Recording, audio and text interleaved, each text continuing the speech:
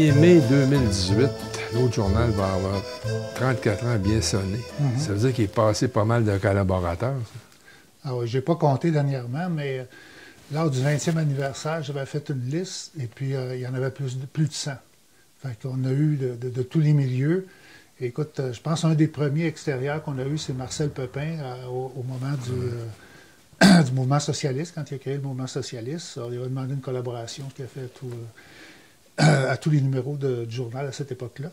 Et aussi, on a eu plusieurs qui venaient de Québec Presse. Par exemple, Jacques Guay, qui était avec nous 3 ans, Jacques Larue-Langlois, Micheline Lachance, qui dernièrement avait tenu une chronique sur des revues de livres. Évidemment, Émile Boudreau aussi, qui avait une chronique sur les accidents de travail, et tout ça. Mais je veux parler plus de nos collaborateurs actuels. Si je vois dans l'ordre à peu près qui se présente quand on déplie le journal, le premier qu'on voit, c'est Michel Rioux, qui est un ancien de la CSN, qui est, je pense, une des plus belles plumes du Québec, et avec son copain Boris là, pour les caricatures à chaque numéro.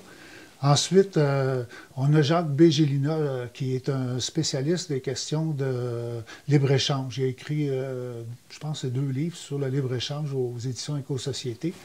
Et puis, je lui avais demandé, il y a 3 ans, je pense, de faire une chronique sur le libre-échange, parce qu'il y avait le libre-échange avec l'Europe. À ce moment-là, on parlait du Trans-Pacifique, mais je n'avais pas prévu le libre-échange avec les États-Unis qui serait remis en question. Fait que ça y donne des sujets en masse. Là, pour, Ensuite, on a Louise Mailloux, qui a écrit sur la question de la laïcité depuis un bon moment. Louise, comme d'autres, j'avais vu un article, d'autres collaborateurs, j'avais vu un article d'elle dans Le Devoir qui était très bon, puis je l'avais contacté, puis on a publié déjà 2 livres de ses chroniques à Louise.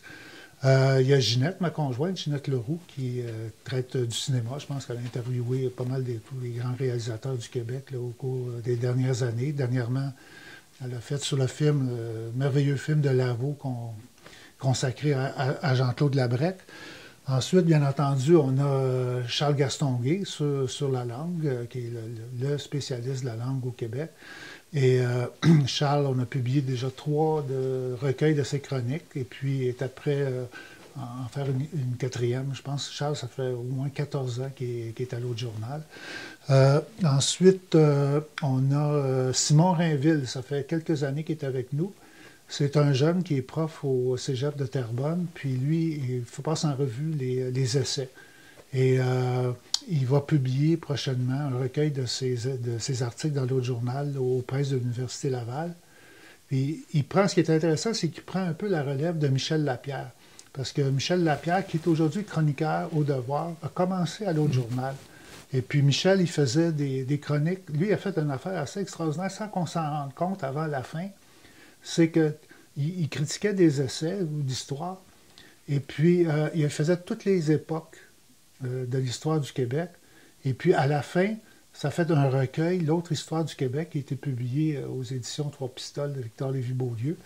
Ensuite, j'ai mon trio des bloquistes. On a d'abord Martine Ouellette. Martine, que je connais depuis le SPQ Libre. Je l'avais recrutée à ce moment-là. Elle était vice-présidente d'Eau Secours. Donc, c'est en 2005, ça, à peu près. Donc, maintenant qu'elle est chef du bloc, elle a une chronique. Monique Posé, qui était syndicat de Champlain. La présidente du syndicat de Champlain, qui était, si on veut, ma boss, là, je dis ça en guillemets. Fait que Monique est là. Et aussi Gabriel Sainte-Marie, qui est un économiste. Gabriel, il est député de Joliette, ici, mon député. Et puis Gabriel, on le connaît depuis de bien longtemps. Il était au cégep. Et puis j'avais un de mes amis qui était son prof, puis il m'avait téléphoné. Il dit, je pense que j'ai un bon étudiant qui serait bon pour l'autre journal. Fait que ça, il était au cégep, il était à l'université, puis là, il était rendu prof d'économie au cégep de Joliette avant d'être élu. Et puis, il a toujours été, c'est un de nos plus fidèles, c'est un de nos meilleurs collaborateurs qu'on n'a jamais eu. Souvent, on a eu des jeunes aussi qui venaient des cégeps ou de l'université, puis qui après sont allés dans des grands médias. Puis on essaie toujours, là présentement on n'en a pas, là, mais on essaie d'avoir des jeunes qui apprennent le métier avec nous. Bon, il y a Claire-André Cauchy qui était longtemps avec nous. Qui est au métallo. Qui est allé au devoir, qui est au métallo maintenant. Ouais. Vincent Larouche, qui était vraiment c'est lui, il avait vraiment la fibre journalistique. Il est à la presse maintenant. Et il est allé au Journal de Montréal, après ça, avant le conflit, pendant le conflit, puis rue Frontenac, puis il était embauché à la presse. Je ne voudrais pas oublier non plus les gens de l'équipe technique là, de l'autre journal. T'as Jacques Serge, qui est notre correcteur. T'as ensuite Régent McKinnon. Régent qui est notre infographe. Lui, ça doit faire aussi une douzaine d'années que Régent, à chaque mois, c'est lui qui vient faire l'infographie pour le journal avec Jean-Claude. Jean-Claude Germain. Ouais, Jean-Claude vient, puis avec les deux font le montage. Et aussi, Régent, c'est lui qui fait aussi le montage de nos publications, de nos livres, nos carnets, tout ça. Et donc, c'est vraiment apprécié, sa collaboration. Ensuite, Simon Banville. Simon, c'est lui qui gère notre site Internet. Il habite à Thetford Mines. Et c'est aussi lui qui fait la bande dessinée, l'Asymptote, ça fait, je pense, 13 ans que c'est dans l'autre journal. Simon, il a publié, je pense, il est rendu à 3 albums de bande dessinée qu'il fait. Le plus important de la gang, c'est Louis Bourgeat, qui est notre secrétaire coordonnateur.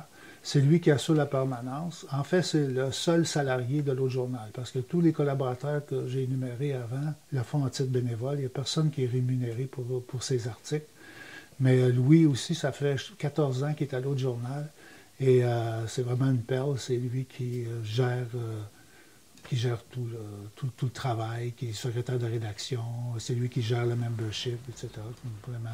Mais comment vous arrivez, c'est quoi votre méthode de gérer des pigistes non payés, des bénévoles, des militants qui viennent vous donner des articles? C'est toujours à l'heure, c'est toujours dans la bonne dimension, c'est le bon format, il n'y a jamais de problème d'ego, il n'y a jamais de problème de...